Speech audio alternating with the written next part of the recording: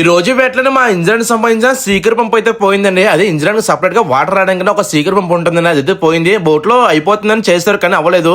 అవ్వకపోతే పోతే వడ్డీకైతే వెళ్ళిపోతున్నామండి. తాగుబడి తోడేసుకుని వడ్డీకైతే లేకుండా వెళ్ళిపోతుండగా మా వాళ్ళకు కొన్ని సింక్లను ఉంటాయి, అవి అయితే కడుతున్నారండి. చూస్తారు కదా, ఇప్పుడైతే వడ్డీకైతే వెళ్ళిపోతున్నామండి. ఇప్పుడైతే వడ్డీకి వచ్చేసాము.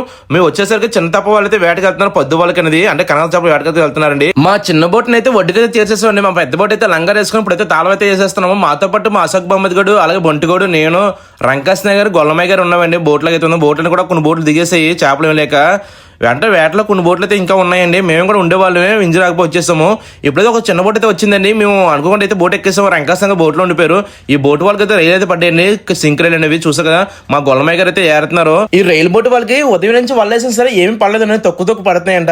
వడ్డీకి వెళ్ళిపోతామని వల్ల అయితే ఇన్ని రైలు అయితే పడ్డాయండి. మళ్ళీ వల్ల అంటే ఆయిల్ అయితే లేదండి వీళ్ళ దగ్గర, దానికోసమని వడ్డీకి అయితే చేరుకున్నారు. ఇప్పుడైతే మా గొల్లమయ్య గారు, అశోక్ గారు అయితే రైలు వేయడానికి సహాయం అయితే చేస్తున్నారు వాళ్ళకి.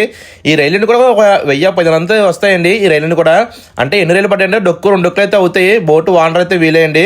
ఇప్పుడైతే మా గొల్లమయ్య గారు చూస్తున్నాయి. ఇవి సైజ్ అయితే మంచి సైజ్ అండి. మొదటి రయ్యా నన్ను చూస్తుంటే అలా నోట్లో పడిసుకుని అనిపిస్తుంది నాకైతే మాత్రం. చూసా కదండి, చాలా బాగున్నాయి. కాస్ట్ అయితే చాలా ఎక్కువ, కేజీ వచ్చి ఒక 100 అంత పెరుగుతుందండి ఇవైతే మాత్రం.